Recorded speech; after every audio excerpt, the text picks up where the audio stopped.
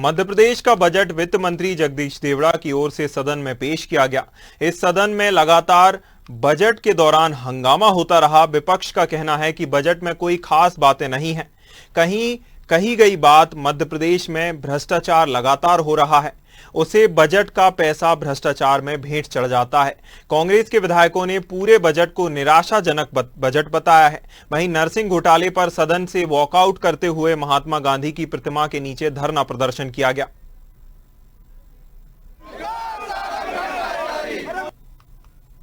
विक्रांत भूरिया जी हमारे साथ है। सर, आज बजट सत्र हुआ और आप लोगों को महात्मा गांधी की प्रतिमा के सामने आना पड़ा।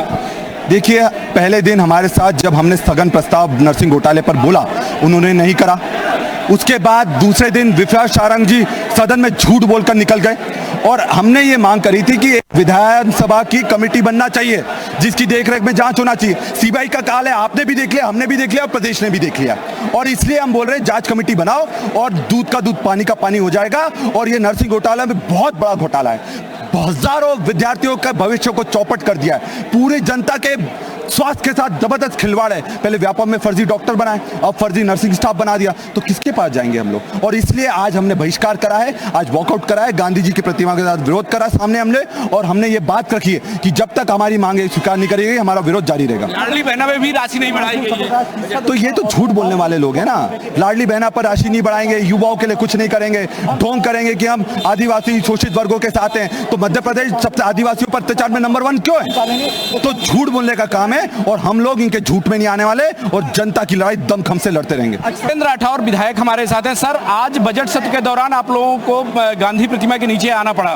देखिए, ये कल की स्थिति है, कल हम सब ने मांग की थी, कल चर्चा भी हुई, लेकिन जब सारे सबूत पेश करने के बावजूद भी इतना बड़ा स्कैंडल है, उसके बावजूद भी सरकार ने पूर्व मंत्री विश्वास सारंग जी को क्लीन चिट दी, तो हम सब ने आज मांग की कि इसकी एक कमेटी गठित होनी चाहिए जिसमें मंत्री जी का इस्तीफा होने के बाद पूरी कमेटी उस पर जांच करे और उसके संरक्षण में जांच हो। लेकिन ऐसा कुछ नहीं हुआ और क्लीन चिट दे दी गई। इसलिए हम सब लोगों ने प्रदर्शन अंदर किया और गांधी प्रतिमा में किया कि ये जनता के साथ, प्रदेश के साथ न्याय होना चाहिए, और गलत तथ्य पूर्व मंत्री जी ने सदन में पेश किए, इसके लिए उनका इस्तीफा होना चाहिए। सत्र के दौरान अध्यक्ष जी ने कहा कि 4 घंटे कल चर्चा हुई है, आज बजट पे चर्चा हो जाने दीजिए, फिर समय दिया जाए। जिस चर्चा हुई, लेकिन जो निष्कर्ष उसका कुछ नहीं निकला। हमने जो मांग की वो एक भी नहीं मांगी गई और क्लीन चिट दे दी गई, और गलत तथ्य माननीय पूर्व मंत्री जी ने जो पेश किए, इसका हम सब विरोध कर रहे थे और हम सब ने मांग की कि गलत तथ्य पेश करना, वो भी सदन में, ये गलत है। इसलिए उनका इस्तीफा होना चाहिए और उनके इस्तीफा होने के बाद ही इसमें सही जांच हो सकती है। सर, आज जब बजट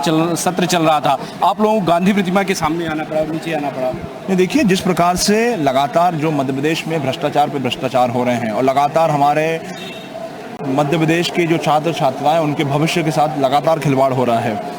हमने व्यापम जैसा घोटाला देखा, उससे बड़ा घोटाला, ये नरसिंह का घोटाला जो है उजागर हुआ है।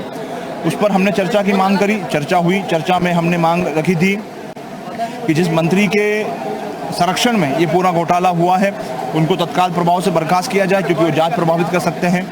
हमने मांग रखी थी कि एक सर्वदलीय समिति बनाई जाए और वो समिति जो है इस पूरे मामले की जांच की जाए। उसको हमने माना नहीं गया, और जो वक्तव्य सदन में माननीय मंत्री का आया, उसमें असत्य कथन कहे गए, जिसको लेकर के हमने अवमानना का नोटिस हमने दिया है।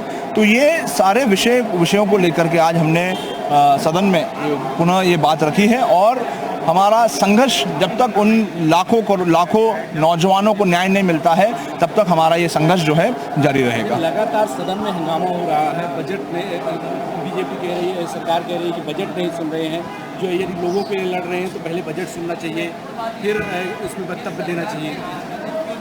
जो सरकार लगातार असत्य कथन कर रही है, जो सरकार सिर्फ आंकड़ों की जादूगरी कर रही है, आंकड़ों की बाजीगिरी कर रही है, जिस सरकार का बजट दिशाहीन है, जिस सरकार के बजट में कोई रोड मैप नहीं हो, जो सरकार ना किसानों को जो वादा किया था 2700 रुपये प्रति क्विंटल गेहूं खरीदने का, उसका कोई प्रोविजन नहीं है।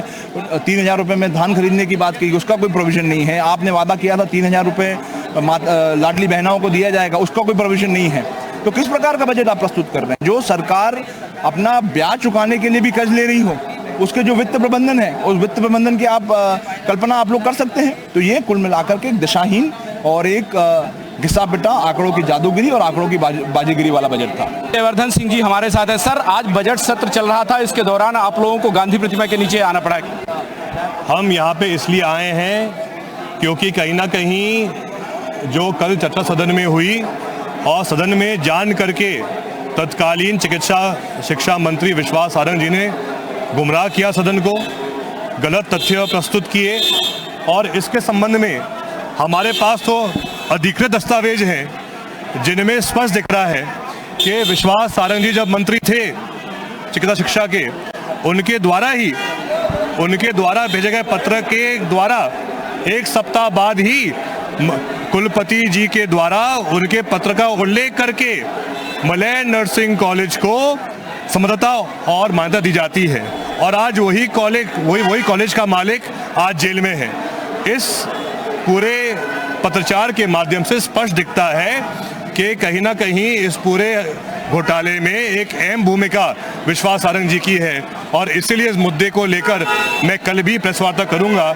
जो भी सरकारी दस्तावेज जो हम प्रस्तुत कर रहे हैं उनको हम उसकी कॉपी हम आपको देंगे और आपसे मेरा विशेष आग्रह है कि इसमें जो हम आपको सरकारी दस्तावेज दे रहे हैं आप उनको दिखाइए, क्योंकि उनके माध्यम से स्पष्ट होता है कि इस पूरे घोटाले में कहीं ना कहीं पूर्व मंत्री जो उस समय के थे इस डिपार्टमेंट के विश्वास सारंग जी, वो भी इसमें दोषी है। सर, सबसे बड़ी बात कि अध्यक्ष जी ने कहा कि 4 घंटे कल चर्चा हुई है, आज बजट का सत्र है तो बजट हो जाने दीजिए, फिर भी लगातार विरोध चलता रहा। देखिए, सीधी बात है, जब चर्चा के दौरान माननीय पूर्व चिकित्सा शिक्षा मंत्री विश्वास सारंग जी ने पूरे सदन को गुमराह किया, गलत तथ्य प्रस्तुत किए, तो इसीलिए हम यहाँ आज मांग कर रहे हैं कि जो मंत्री या कोई भी सदस्य विधानसभा का जब सदन के अंदर भ्रमित जानकारी देता है उन पर कार्रवाई होनी चाहिए है, यही हमारी मांग रहेगी।